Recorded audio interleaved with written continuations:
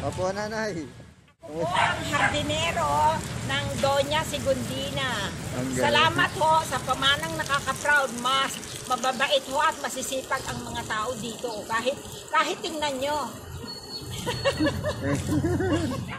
Mababait ho kami at masisipag. At tingnan nyo yung lugar namin. May halaman pa kami para sa pagdating nyo, binasa pa namin yung lupa. Masera, serbyaso na. Sige na kuya. Sige po. Sige. Baka gusto nyo palikuan.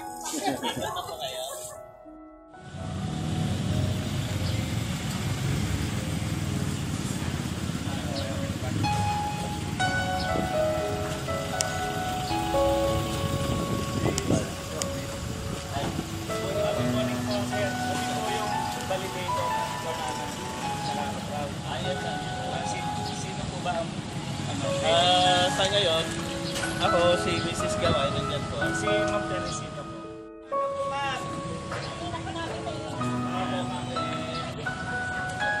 Wala po problema ka. Ganito po ma'am, alamin naman po yung kamanang na po.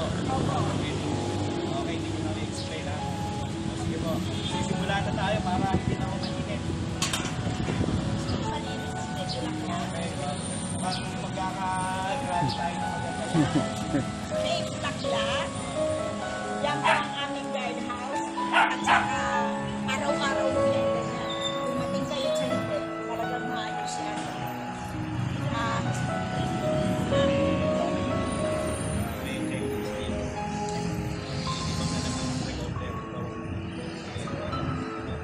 Ang sa totoo po, Ma'am Elisa po, at saka po sa Senate. Simen at saka Miss Melissa. Yan po ay nasa public service kaya walang Ipapakita ho yan sa social media ng Muntinlupa. Makikita po yung ano nyo, kagandahan nyo. Palang ko na ho, pare-parehos tayo. Kita nyo po. Salam. Ako po ang pero ma'am, ganito na kasi ma'am ay commercial kaya lang po yan nabibigyan ng solusyon kasi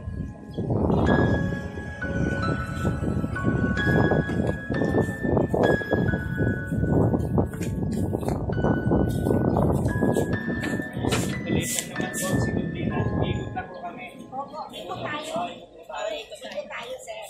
Para makita ho namin ang buo. Opo. Ito po.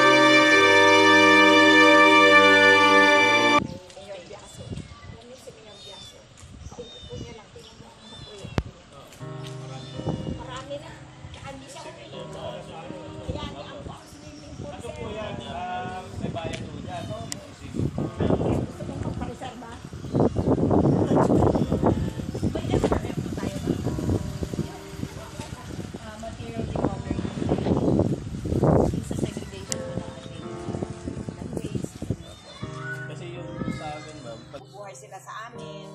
Konti nilang kinikita ay naipang-aagod nila ng pang-araw-araw na buhay.